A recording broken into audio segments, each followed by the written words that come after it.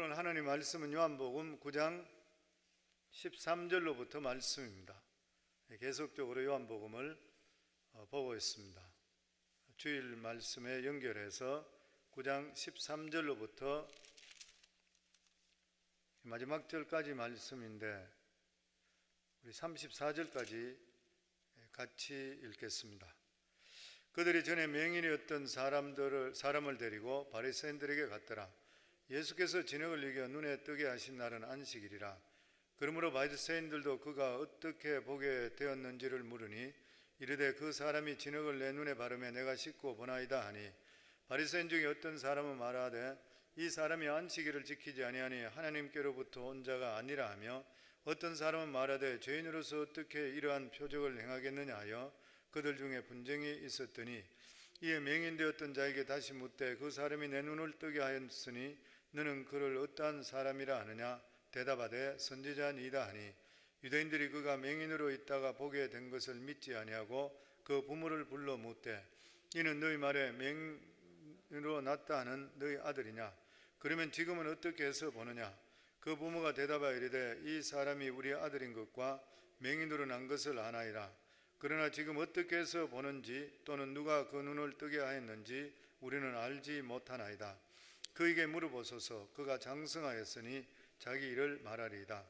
그 부모가 이렇게 말한 것은 이미 유대인들이 누구든지 예수를 그리스도로 시인하는 자는 출교하기로 결의하였으므로 그들을 무수함이로라. 이러므로 그 부모가 말하기를 그가 장성하였으니 그에게 물어보소서 하였더라. 이에 그들이 맹인이었던 사람을 두 번째 불러 이르되 너는 하나님께 영광을 돌리라. 우리는 이 사람이 죄인인 줄 아노라. 대답하되 그가 죄인인 줄 내가 알지 못하나 한 가지 아는 것은 내가 맹인으로 있다가 지금 보는 그것이니이다. 그들이 이르되 그 사람이 내게 무엇을 하였느냐? 어떻게 내 눈을 뜨게 하였느냐?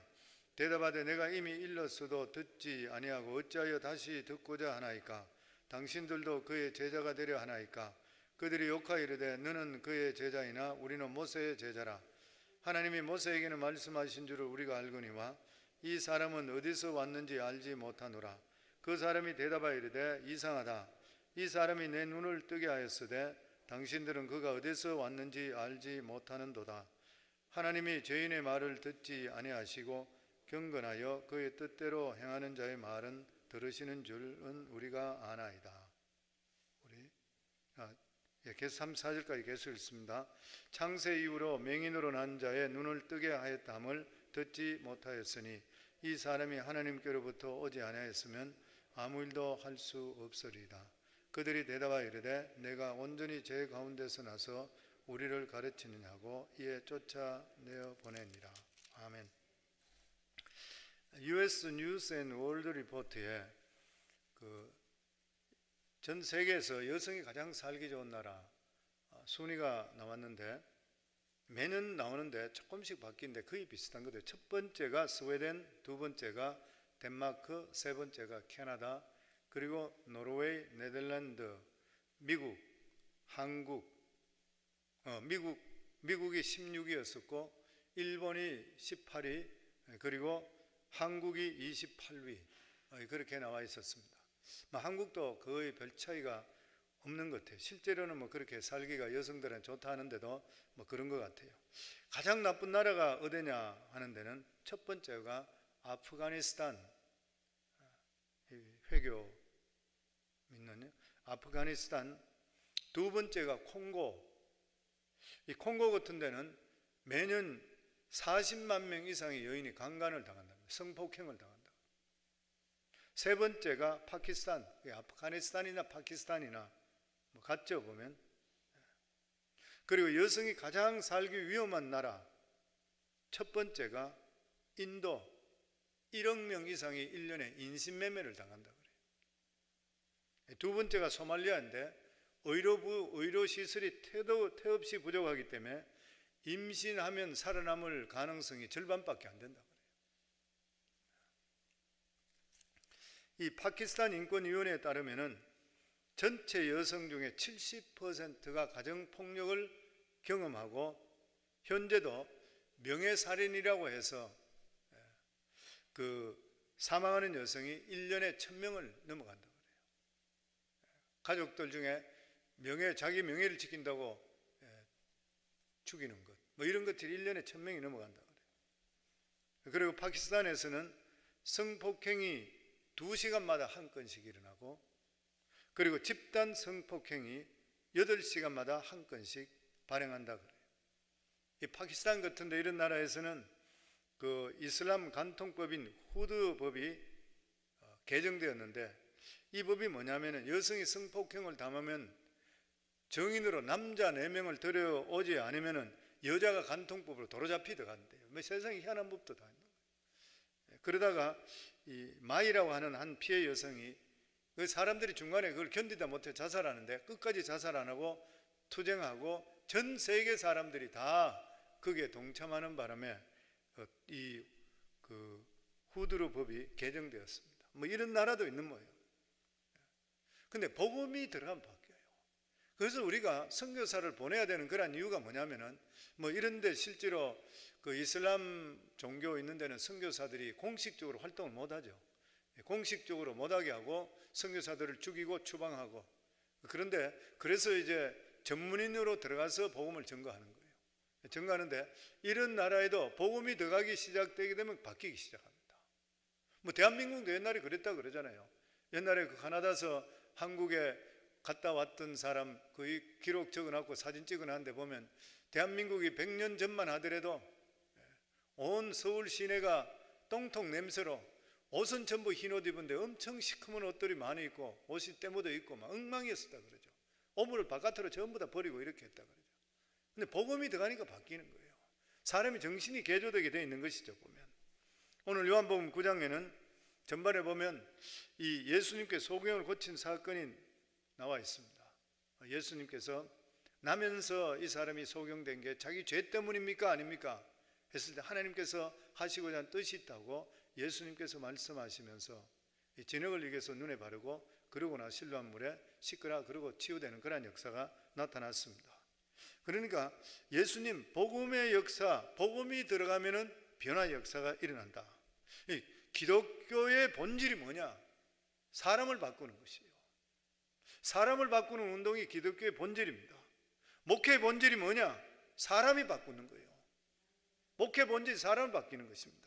제자 훈련을 왜 시키는 것이에요? 사람이 바뀌기 위해서 그래요. 사람을 바꾸는 것이 바로 기독교 본질이고 개혁입니다. 뭐 기독교 개혁하자 개혁이 딴 것이 사람이 바뀌는 것이에요. 오늘 본문을 통해 예수님께서 소경을 고치는 사건을 통해 확인할 수 있는 것이 바로 거기라. 그게 뭐냐면 복음이 능력이라. 복음은 모든 것을 변화시킬 수 있다. 복음이 들어가면 치유 역사가 임하게 되어 있다. 복음의 역사, 복음이 들어가면 개혁의 역사가 일어나는 것이에요. 인간의 정상적인 방법으로 아니면 정상적인 능력으로 소경이 눈을 뜰 수 있는가요? 불가능한 일이잖아요. 인간의 정상적인 방법으로 안전매개가 일어날 수 있는가요? 절대 일어날 수가 없는 것이죠. 인간의 정상적인 방법으로 암이 치유될 수 있는가요? 지금도 불치의 병으로 치유 못하는 게 암인 것이에요. 인간이 정상적인 방법으로 죄인이 구원을 받을 수가 있는 것인가요? 할 수 없는 일이죠. 인간은 무엇인가 자기가 많이 할 수 있는 거라 생각되지만 결정적인 일에 들어가면 할 수 있는 게 하나도 없습니다. 그런데 이러한 속수무책에 복음이 들어가면 놀라운 일이 벌어지는 것이에요. 여성들이 살기 나쁜 이러한 나라들도 보면 다 미개한 종교를 믿고 있어요.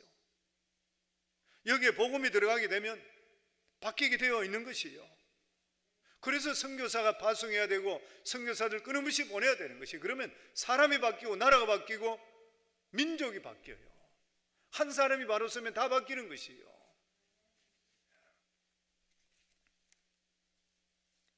로마 12장 2절에 보면 너희는 이 세대를 본받지 말고 오직 마음을 새롭게 함으로 변화를 받아 하나님의 선하시고 기뻐하시고 온전한 뜻이 무엇인지 분별하도록 하라. 변화를 받아 말씀이 우리 속에 들어오면 우리 삶이 변화의 역사가 임하게 되어 있는 것이에요. 복음은 인간을 변화시키고 사회와 국가를 변화시키고 민족을 변화시키는 것이에요. 사도행전 17장에 보면 사도 바울이 데살로니가에 이르렀을 때에 사람들이 바울과 그 일행들을 보고 이야기하기를 천하를 어지럽히는 사람들이 이곳에 왔다 그랬어요. 원문에 보면은 세상을 뒤집어 엎는 사람이 왔다. 무슨 말이에요?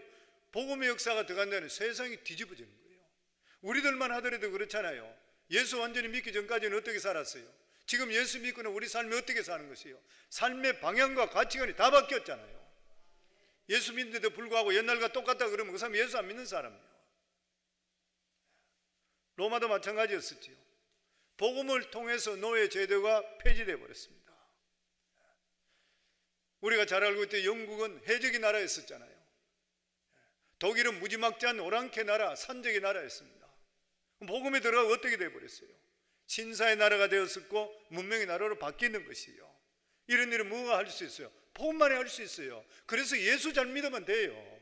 예수 잘 믿으면 우리도 복을 받고 우리 자손도 복을 받고 인생도 바뀌고 후손도 바뀌고 다 바뀌게 됐어요. 그런데 이 세상은 이런 복음을 좋아하지를 않습니다. 눈먼 장님이 눈을 떴어요. 기적적인 일이고 얼마나 기쁘고 감사해. 눈을 평생 이 세상에 가장 답답한 게 뭐예요? 눈 감은 거잖아요. 아마 소경만큼 더 불쌍한 사람 없을 거예요. 안 보이잖아요. 그런데 이 사람들은 이런 사람이 눈을 뜬데도 불구하고 축하보다는 시비부터 먼저 걸었습니다. 16절에 보면 바리새인 중에 어떤 사람이 말하되 이 사람이 안식일을 지키지 아니하니 하나님께로부터 온 자가 아니라 하며 어떤 사람은 말하되 죄인으로서 어떻게 이러한 표적을 행하겠느냐 하며 그들 중에 분쟁이 있었더니 그리고 나중에 이 눈뜬 소경을 공동체에서 쫓아내 버렸습니다. 34절에 보면 그들이 대답하여 이르되 네가 온전히 죄 가운데 나를 우리를 가르치냐고 이에 내쫓아 보내버렸어요. 쫓아낸다는 건 출교한다. 공동체에서 그냥 쫓아내버렸습니다. 그 당시에 공동체 쫓아낸다는 건 죽음과 똑같은 것이에요. 이 장님이 눈이 멀었을 때는 공동체에서 구울하며 살았습니다. 그런데 눈이 떠지는 그 순간부터 핍박과 고통이 따라오는 거예요.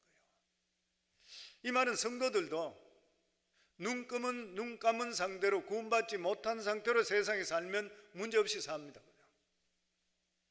그런데 어느 날 구원받고 변화를 받으면은 사람들로부터 오해와 핍박을 받아요. 왜 그런 것이에요? 세상에서는 올바로 믿음으로 사는 것을 용납하지 않기 때문인 것이에요, 보면. 그래서 어떤 분은 그러면 이야기 많이 합니다. 예수 믿기 전에는 별 어려움이 없는데 예수 믿고 나니까 너무 힘들어요. 어떤 분 간증 들으니 그래요. 목사님 찾아와가지고 목사님 예수 나 안 믿을래요. 그래요. 왜 그러냐 그러니까 예수 믿기 전에는 내가 장사를 하는데 이제 재래시장이 이런데 장사하시던 아줌마 같아요. 그 장사하고 이런데 사람들한테 이거 본전이 믿습니다. 그리고 이런 거짓말도 하고 그렇게 팔았는데 예수 믿고 나니까 그 말 못 하겠더라는 거예요. 사람들한테 거짓말을 못 하겠다는 거예요. 거짓말하면 안 되지 않냐는 거예요. 장사를 못 하겠다는 것이에요. 이게 당연한 일인 거죠. 우리 삶 속에.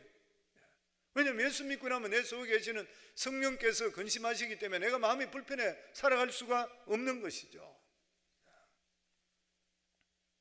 그래서 우리가 예수 믿기 전에는 세상과 타협에 살기 때문에 상관이 없는데 믿고 나면 이 세상과 사는 것이 결코 쉬운 일이 아닙니다. 그래서 말씀 안에 들어오라. 그리고 말씀의 자리에 나오라. 왜냐하면 우리가 자신은 약하기 때문에 자꾸 넘어지니까 하나님 말씀 들으라. 하나님 말씀 읽으라. 큐티해라.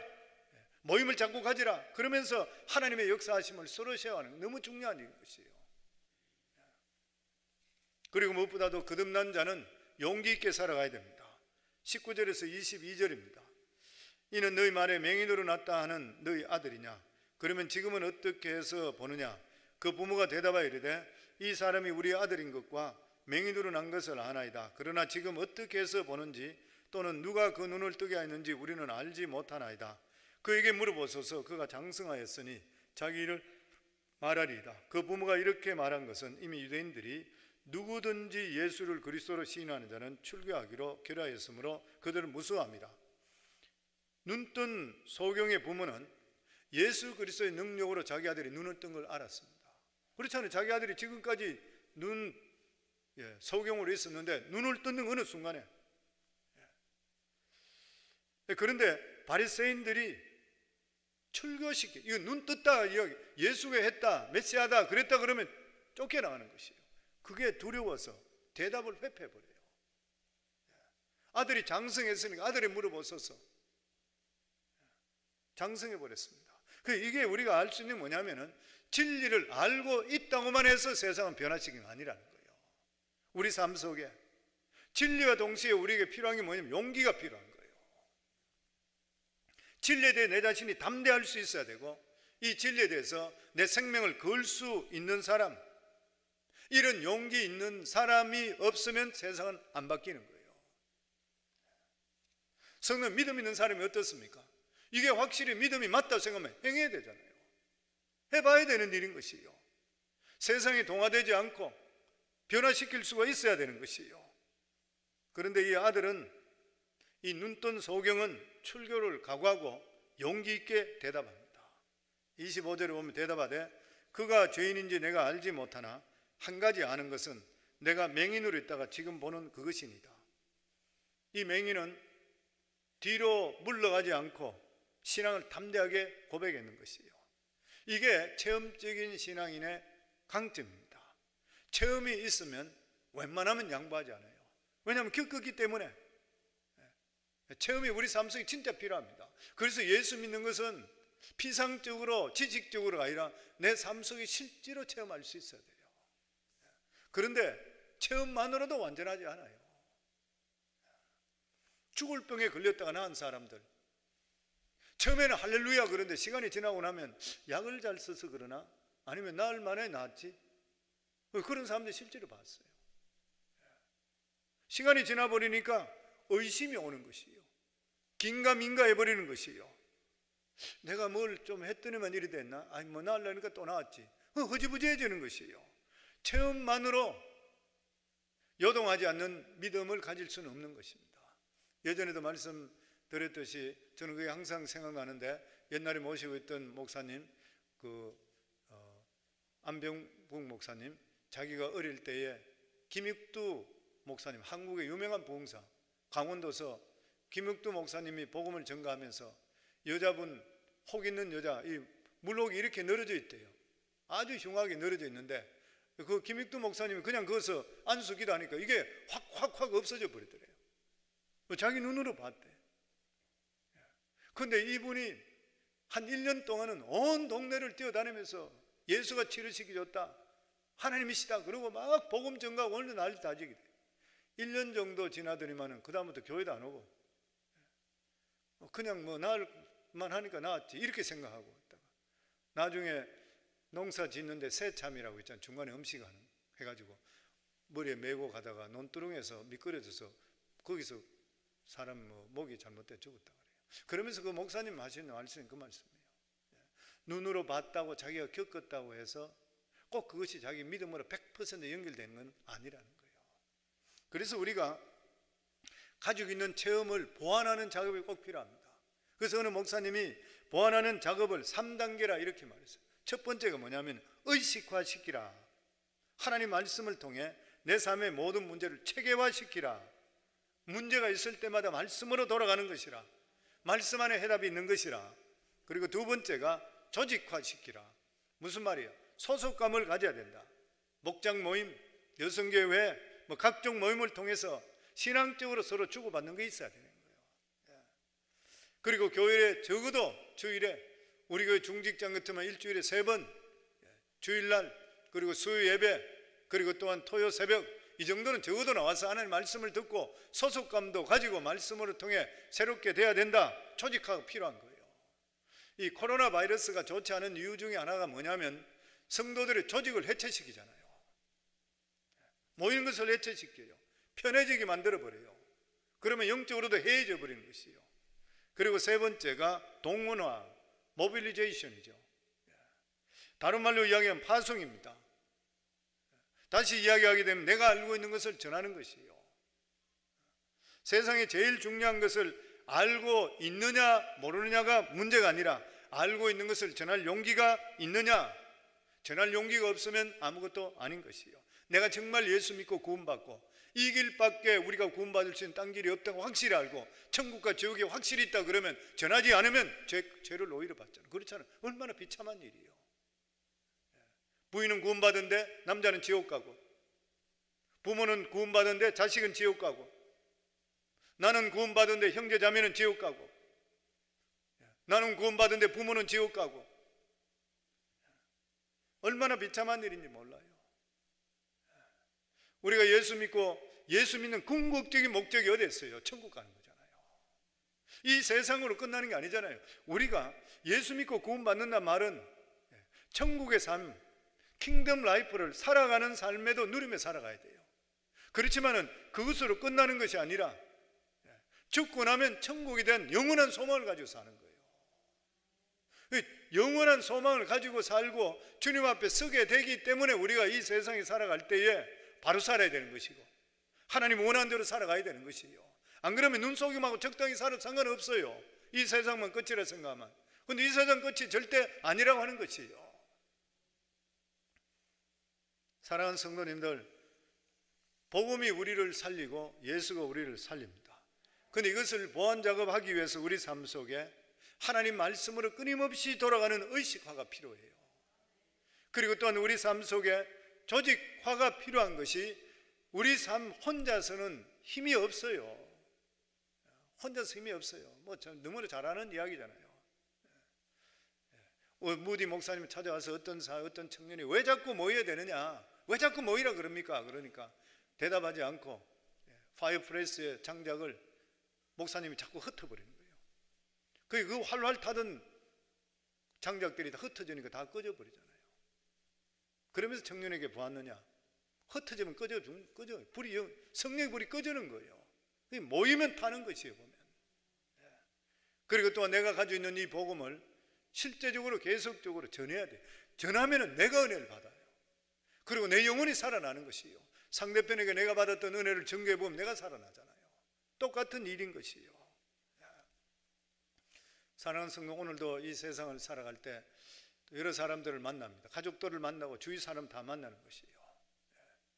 그럴 때에 우리가 가지고 있는 이것을 증거할 수 있는 그러한 삶, 그리고 내가 가지고 있는 이 복음이 얼마나 소중하다는 것, 그리고 이것을 통해서 더욱더 감사하는 그런 복된 하루가 되기를, 그리고 우리가 예수 믿고 구원받고 하나님 자녀 되었다는 것을 믿으시고 그리고 감사하고 그리고 용기 있게 전할 수 있는 귀한 하루 되기를 주 이름으로 축원합니다.